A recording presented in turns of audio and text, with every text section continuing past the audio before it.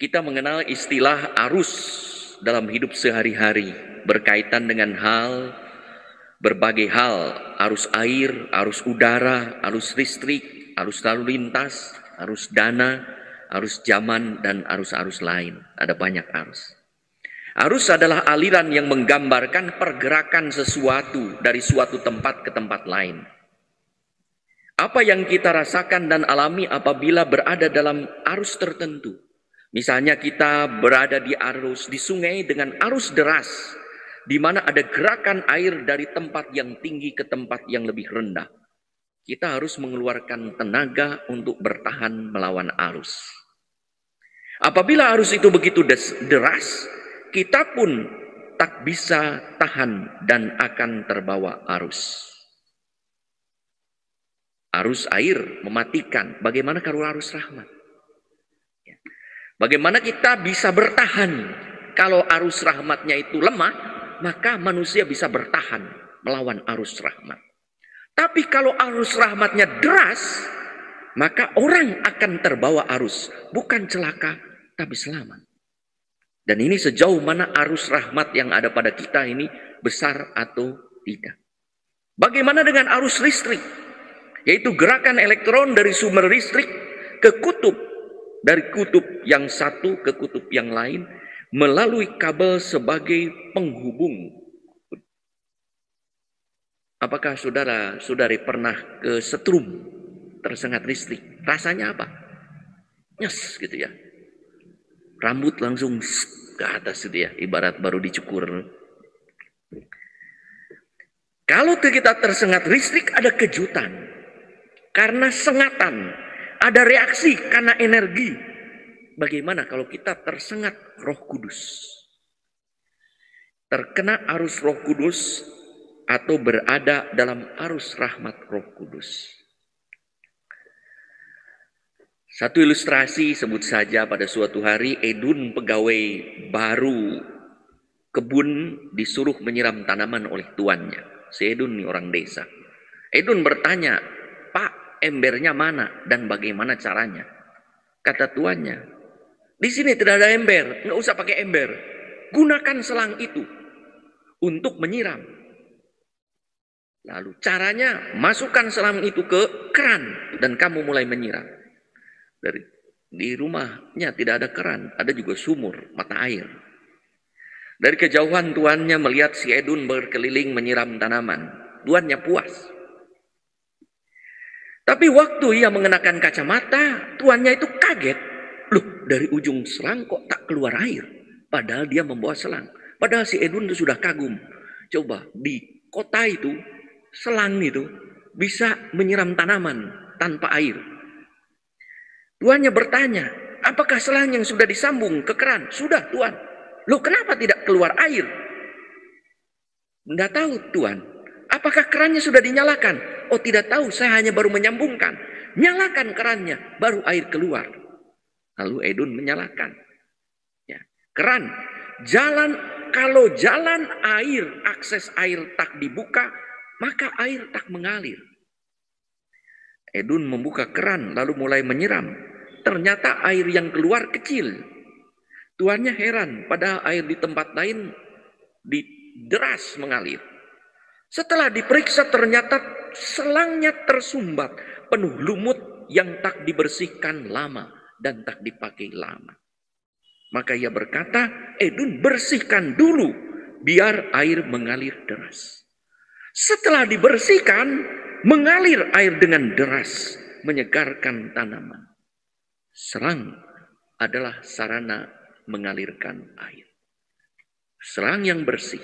Tetapi selang yang kotor menjadi penghambat mengalirnya air.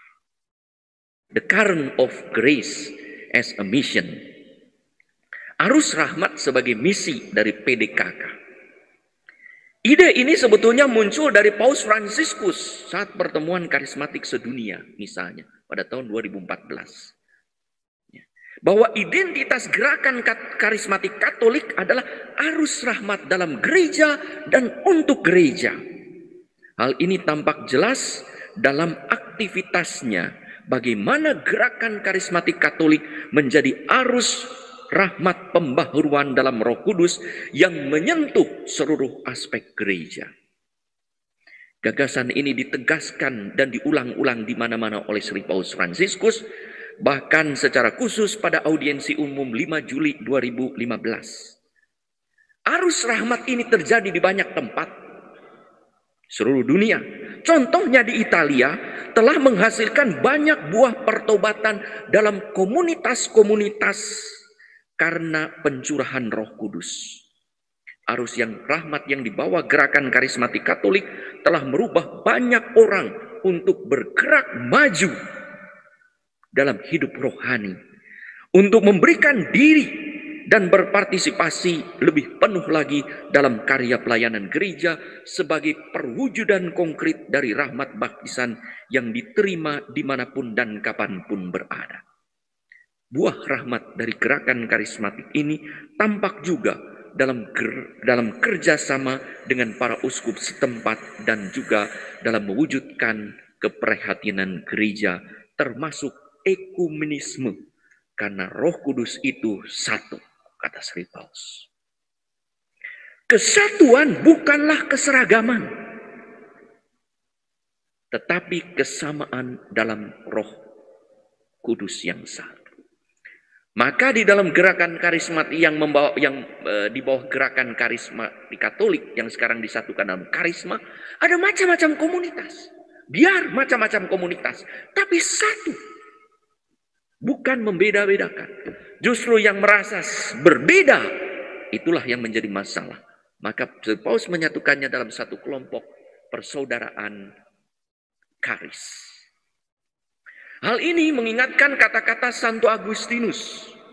Dalam bahasa Latin memang in necessariis unitas, in dubiis libertas, in omnibus caritas.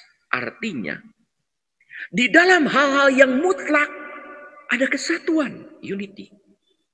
Yaitu kesatuan di dalam roh. Satu roh, satu Tuhan, satu pengharapan, 1 Korintus 12 atau 1 Korintus 12:13 dan juga Efesus 4:4 macam. Di dalam hal yang tidak mutlak ada kebebasan. Di dalam pelayanan ada rupa-rupa. Maka meskipun satu tubuh tetapi ada macam-macam karunia. Ada rupa-rupa karya dan ada rupa-rupa pelayanan. Ada rupa-rupa karunia diberikan dalam gereja 1 Korintus 12:4-5. Di dalam bermacam-macam bentuk ada macam-macam komunitas. Maka dalam soal kekudusan satu, yaitu karena Roh Kudus, dalam pelayanan ada macam-macam. Lalu di dalam keduanya, di semua itu, baik pengudusan maupun pelayanan, ada karitas, ada kasih, ada bela rasa, ada compassion. Karitas ini juga ditekankan Paus sebagai buah dari arus rahmat yang menyentuh orang miskin dan mereka yang terpinggirkan. Di banyak tempat, Paus Fransiskus mengajak kita untuk menjadi gereja yang bergerak keluar. Untuk menanggapi mereka yang menggapai mereka yang tinggal di pinggiran. Baik di pinggiran secara geografis, terpencil dari kehidupan sosial, maupun di pinggiran secara psikologis, terpencil karena dosa. Karena spiritual juga tertekan dan stres. Untuk menjadi seorang yang mengalihkan arus rahmat ini tidak mudah. Semakin kita beriman, semakin kita punya komitmen pada gereja dengan menjadi arus rahmat yang bersih, karena hati bersih, sehingga mengalirkan arus rahmat dengan deras untuk misi gereja, kita bisa mendapat tantangan, dibenci dan dicaci karena perbuatan baik, bahkan taruhannya adalah nyawa. Lalu, apakah kita akan berhenti, pudar, melempem, atau lari dari sebagai seorang upahan yang lari karena takut nyawanya hilang? karena tidak siap untuk mengorbankan nyawa. Ataukah siap mati sebagai martir seperti seorang gembala yang baik yang mau mempertaruhkan nyawanya demi kesetiaannya kepada Tuhan. Saudara-saudari yang terkasih, sejak tampil di muka umum sebagaimana dikisahkan dalam Lukas 4:18-19, Yesus yang dicurahi oleh Roh Kudus hadir membawa arus rahmat Tuhan. Roh Tuhan ada padaku. Oleh sebab ia telah mengurapi aku untuk menyampaikan kabar baik kepada orang miskin. Dan ia telah mengutus aku untuk memberitakan pembebasan kepada orang-orang tawanan, penglihatan kepada orang-orang buta, membebaskan yang tertindas, dan untuk memberitakan tahun rahmat Tuhan telah datang. Tahun rahmat Tuhan itulah rahmat, arus rahmat yang harus dibawa kepada gereja, dari gereja kepada dunia. Pewartaan Injil dan karya belas kasihnya sebagai perwujudan mengalirkan arus rahmat mendapat tantangan dari berbagai pihak, baik intern Yahudi dari orang-orang Farisi, imam-imam, bahkan imam-imam kepala, ahli Taurat, maupun secara eksternal dari pemerintah Roma, Herodes. Dalam Injil hari ini kita mendengar bagaimana Herodes merasa terganggu oleh Yesus hingga Herodes hendak membunuh Yesus. Arus rahmat mengganggu orang yang hidup dalam kegelapan. Orang Farisi bukan mau menyelamatkan Yesus, tapi ingin mengusir Yesus. Hendaklah engkau cepat pergi dari sini karena Herodes mau membunuh. Karena orang Farisi tidak bisa membunuh, dan Herodes juga tidak mungkin membunuh tiba-tiba, maka dia pergi saja dari sini. Karena orang Farisi, ahli Taurat dan para imam pada waktu itu juga merasa terganggu dengan adanya arus rahmat yang begitu deras dibawa oleh Yesus.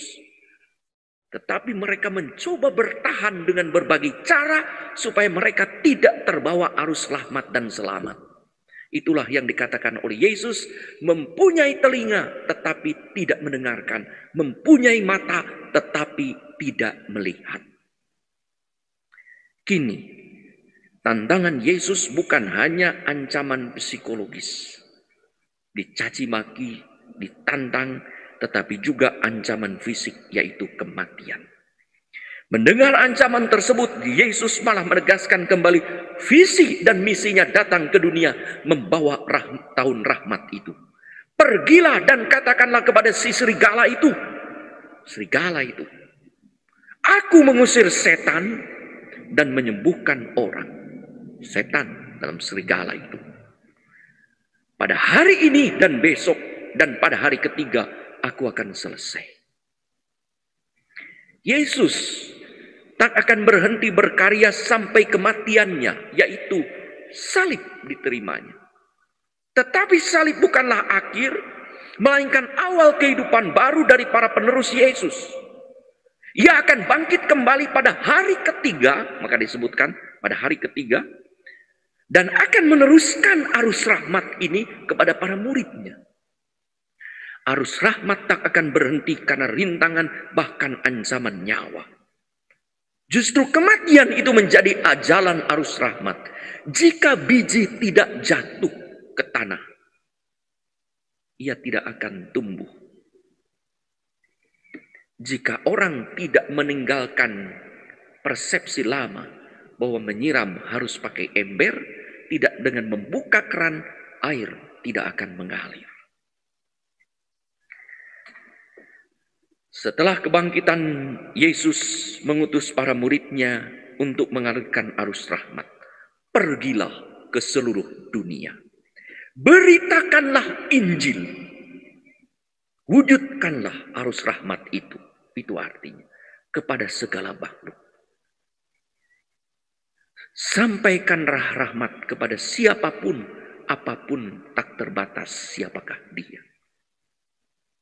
Siapa yang percaya dan dibaptis akan diselamatkan, dan siapa yang tidak percaya akan dihukum. Tanda-tanda ini akan menyertai orang-orang yang percaya. Kita lihat arus rahmat buahnya.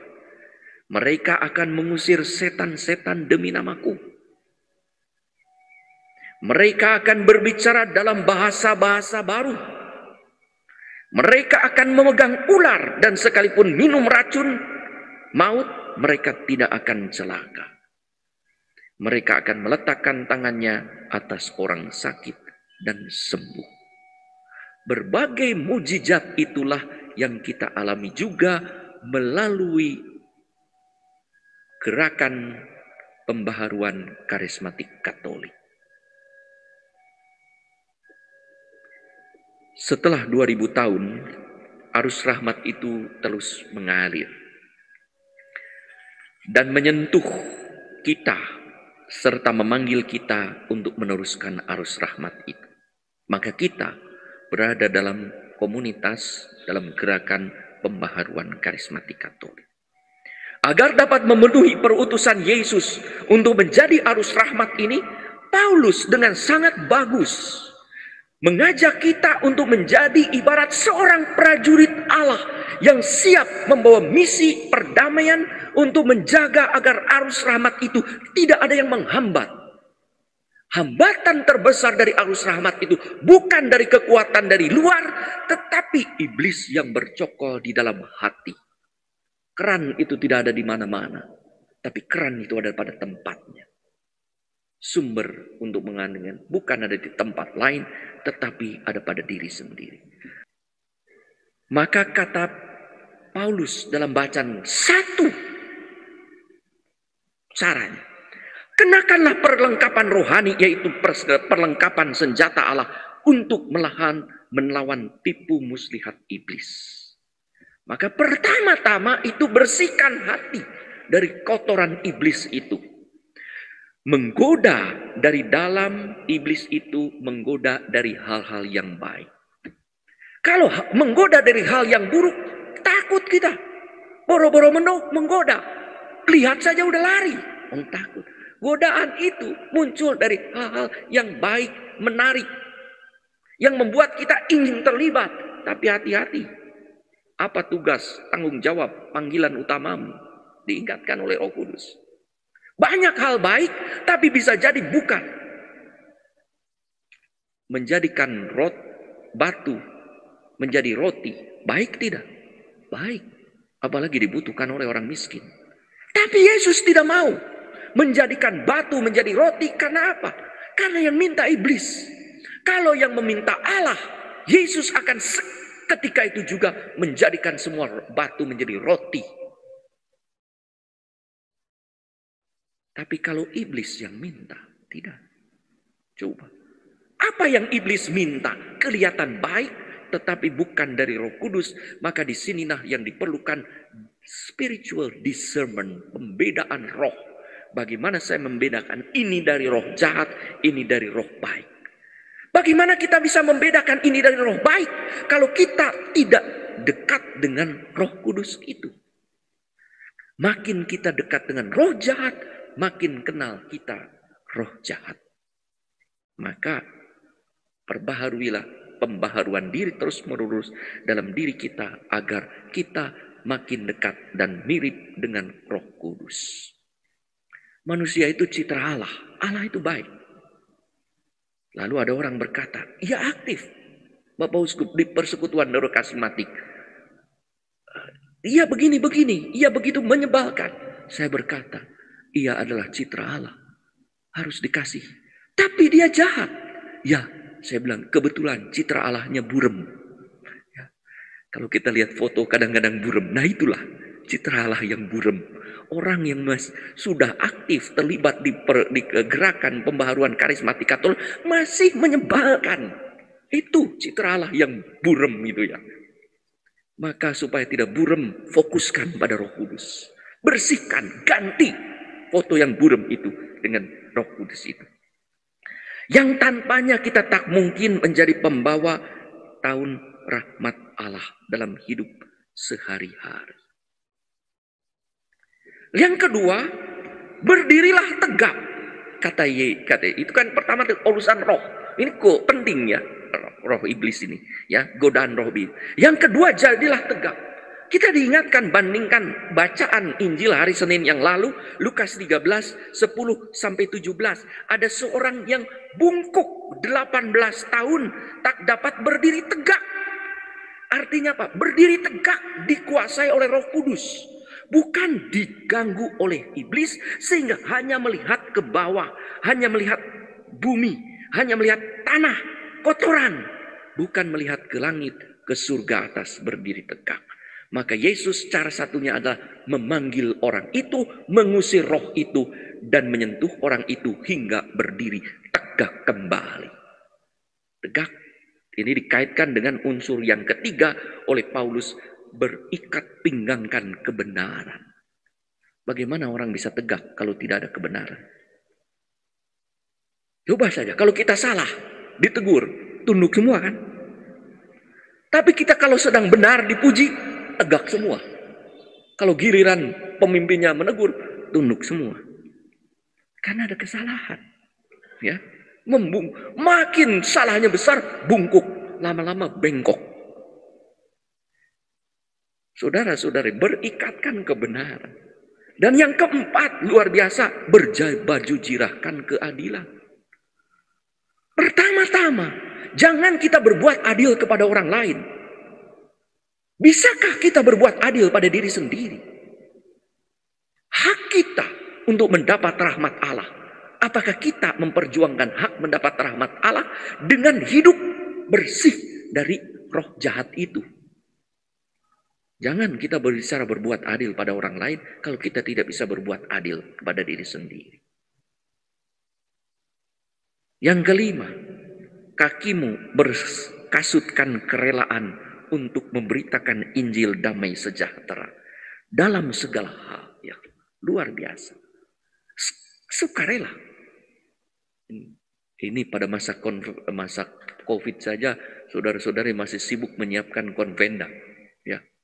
Dan lebih sulit karena harus pakai masker, harus pakai apa, dan apapun sama saja, pakai masker loh, ya, nggak tahu siapa dia. Gitu ya. Nah mungkin mungkin kita mengeluh, aneh-aneh aja, udahlah masa COVID nggak usah ada konvenda-konvendaan, nggak usah ada modern, repot. Ini lagi pakai sambutan lagi biasa, repot kan? Kata Paulus, ya. Kata Paulus berkata, gunakan dengan kasut kerelaan. Sukacita ketika berjalan, menjalankan sesuatu yang harus kita lakukan, sukarela dan sukacita. Dengan penuh gembira, dengan ringan, bukan berat berjalan. Itulah dengan berjalan kaki berkasutkan kerelaan. Karena kalau tidak berkasutkan kerelaan, jangankan berjalan, berdiri pun malas, duduk terus di tempat. Yang ketujuh, dalam segala hal pergunakanlah perisai iman. Bertemu dengan segala sesuatu kita mungkin mentok, iman berbicara di sana. Siapkan segala sesuatu dengan baik. Lakukan sesuai dengan ukuran-ukuran manusia profesional. Saatnya tiba, ada kekurangan, serahkan kepada Allah. Di situ penyerahan spiritual, kekuatan iman. Kesadaran profesional harus diikuti penyerahan spiritual. Lalu yang kedelapan, gunakan ketopong keselamatan.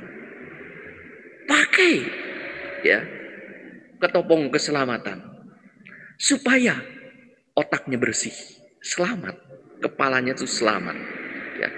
Karena kalau terkena fatal, tidak bisa berpikir, tidak bisa mewartakan, tidak bisa mencerap dan tidak bisa menangkap. Pakailah ketopong keselamatan, lindungilah kepalamu dari berbagai ancaman. Karena muncul dari hati, dialirkan melalui kepala. Dan apa yang ada di hati dicurahkan di kepala kita. Maka gunakan Ketopong. Ini prajurit Roma ya gambarannya itu dengan ketopong, bukan prajurit Sunda ini ya. Diketok benjol. Kalau di sana enggak, diketok enggak benjol gitu ya. Diketok yang ngetok sakit tangannya. Musuhnya sakit. Ya. Nah itu ya bagus jadi ketopong keselamatan. Yang ke-9 ini yang terakhir ini 9 ya, ada 9 seperti noven. Gunakan pedang roh. Wah, luar biasa ya. Hebat tidak orang-orang ini. Ya, murid-murid Kristus ini luar biasa. Pakai pedang roh. Kalau tidak punya pedang, saudara, ada keris. Nah ada ya, nah bawa ya. Bawa pedang roh tidak? Nah ya, pedang roh itu apa? Pedang roh itu adalah firman Allah. Ya. Maka bawa kitab suci kemana-mana. Baca kitab suci kemana-mana. Tempelkan, tanamkan kitab suci di dalam hati. Itulah pedang roh yang kapanpun bisa diambil oleh kita untuk mematahkan kekuatan lawan yang adalah iblis. Dan kuncinya dalam kesimpulan Paulus adalah berdoalah setiap waktu di dalam roh dan berjaga-jagalah di dalam doamu itu dengan permohonan yang tak putus-putusnya untuk segala orang kudus. Efesus 6:19. Dan itulah nasihat Yesus kepada murid ketiga muridnya yang tertidur saat berdoa di Taman Getsemani. Berjaga-jagalah dan berdoalah supaya kamu jangan jatuh ke dalam pencobaan. Roh memang penurut, tetapi daging lemah. Matius 26:41. Doa menjadi kekuatan untuk menjadi arus rahmat. Maka Paulus pernah menegur umat Galatia. Galatia 3 dan 3. Kamu mulai sekarang dari roh, tetapi kembali menjadi daging. Kembali kepada kehidupan lama. Itu yang disebut dengan mentalitas tomat itu. Ya, obat kumat lagi. Dan itulah yang terjadi. Umat Galatia. Maka di situ 5:3. Ya, di situ di Galatia itu Paulus membandingkan hidup dalam daging di bawahnya, lalu buah-buah hidup dalam roh di bawahnya itu. Dalam 22-23. 5:22-23. Saudara-saudari yang terkasih, sudah berapa lama nih? Ya. Konvenda kali ini mengingatkan kita semua akan pengudusan diri. Ada 2 hal. Ya. The current of grace itu as a mission itu ada pas satu pengudusan diri. Melalui hidup doa yang berpuncak pada perayaan Ekaristi yang menjadi keran pembuka arus rahmat. Sehingga kita dapat melakukan tindakan yang kedua, tindakan karismatik. Melalui pelayanan dengan mengalirkannya kepada mereka yang membutuhkan melalui karya pelayanan dalam gereja di tengah dunia. Ketekunan refleksi dan introspeksi diri dalam terang kitab suci adalah cara untuk melihat kotoran, penyumbat, lumut, penghambat jalannya arus rahmat. Pertobatan melalui sakramen rekonsiliasi dibutuhkan, yang tanpanya selang arus rahmat tetap kotor. Kalau biasa membaca kitab suci, introspeksi sakramen rekonsiliasi, ekaristi serta dilengkapi dengan devosi kepada Bunda Maria, teladan arus rahmat Roh Kudus yang paling nyata, yang paling kudus, kita siap menjadi arus rahmat untuk mewujudkan misi Allah yang dititipkan kepada kita melalui rahmat sakramen baptisan dan penguatan. Menurut Padre Raniero Cantalamessa OFM Kapusin, berapa kali diundang, terakhir saya ikut retret para uskup tahun lalu, di banyak retret pada waktu itu dan juga di banyak tempat, Pastor Cantalamessa ini mengatakan tentang arus rahmat ini dalam pembaharuan karismatik Katolik.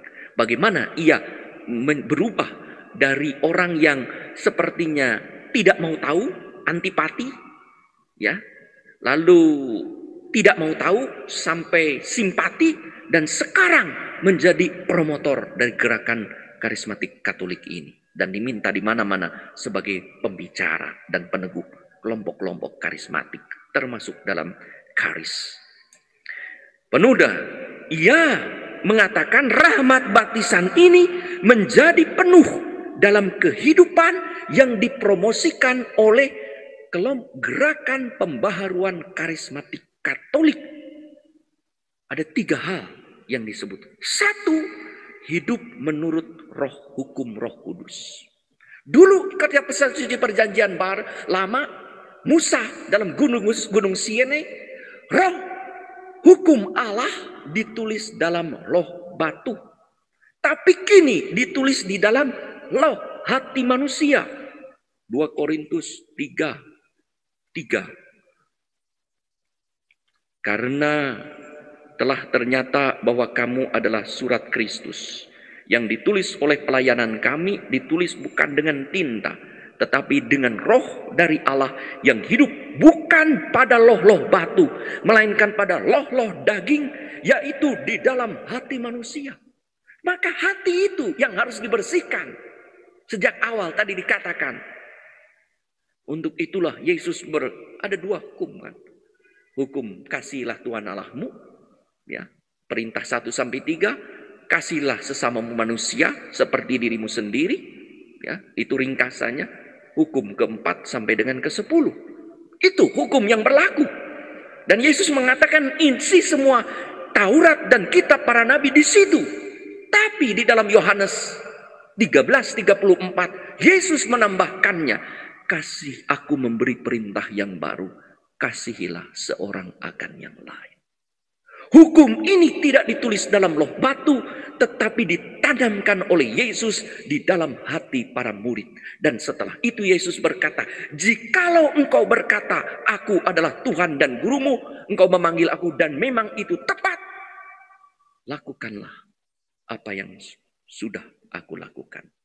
Hendaklah kalian membasuh satu sama lain, saling mengasihi, cinta komunal.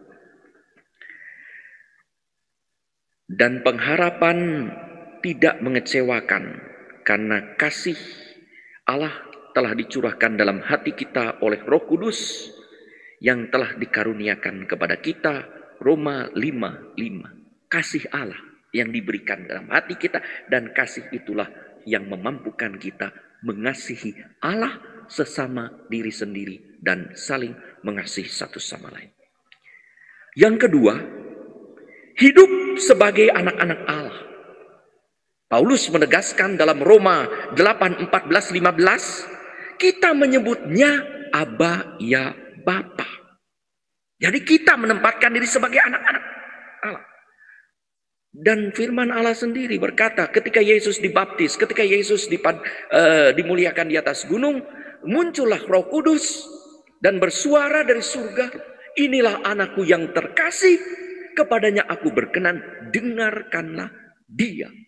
Kita panggil menjadi anak-anak Allah yang menyebut Aba ya Bapa, satu Allah, satu Bapa. Yang ketiga, hidup sebagai milik Kristus. Hingga hidup dan mati kita, kata Paulus di dalam Roma 14:8, untuk Kristus, untuk Tuhan. Sebab jika kita hidup untuk Tuhan, dan jika kita mati untuk Tuhan. Karena tak seorang pun mengaku Yesus adalah Tuhan kalau bukan dari Roh Kudus. 1 Korintus 12:13. Saudara-saudari yang terkasih, maka hidup baru berdasarkan hukum Roh Kudus yang ditulis dalam hati sebagai anak-anak Allah milik Kristus adalah inti kekudusan yang merupakan kepenuhan rahmat baptisan. Inilah arus rahmat yang dialirkan oleh gerakan pembaharuan karismatik Katolik di dalam gereja. Di situ kita bukan hanya dipanggil untuk menjadi the current of grace, arus rahmat, tetapi juga untuk menjadi dispenser of grace. Penyalur rahmat, karena kita ada banyak rahmat yang diberikan oleh Allah melalui Roh Kudus, dan menjadi minister of mercy, pelayan belas kasih. Itulah yang saya sampaikan di banyak tempat juga dengan meringkas bahwa kita harus ada 4 mit menutup homili ini. Admit, submit, transmit, dan komit. Kita pertama mengakui siapakah Yesus. Yesus adalah Tuhanku. Kemudian submit, menyerahkan diri kepada Tuhan. Dan transmit, membawa diri dari gravitasi diri kepada hidup, kepada gravitasi hidup yang adalah Tuhan. Membawa diri, dan akhirnya pasti kita komit kepada apa yang Tuhan titipkan melalui rahmat baptisan dan penguatan, makin beriman dan makin komitmen kepada gereja. Tanpa 4 mit ini, admit, submit, transmit, dan komit, jangan sampai kita hanya menjadi orang-orang yang amit-amit. Bisanya komat kamit seperti dedemit. Mari kita menjadi arus rahmat bagi Tuhan, agar kita sungguh menjadi citra Allah yang jelas, bukan citra Allah yang buruk. Selamat memulai konvenda ke-11 dan Monerda ke-4. Tuhan memberkati.